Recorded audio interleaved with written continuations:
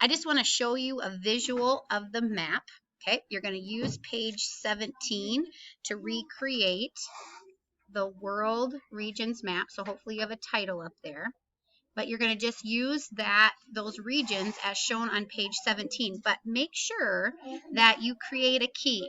So for example, you could see here that I have North America outlined with red colored pencil and then shaded in with red colored pencil.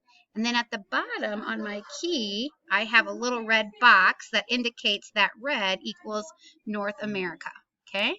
Same thing. I just continued down. Central America and the Caribbean, that region is marked green.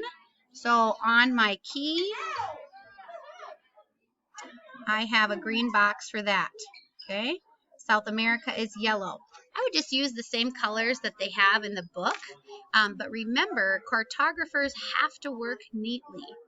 So outline each region, shade it in as neatly as possible, and then create a neat and organized key at the bottom.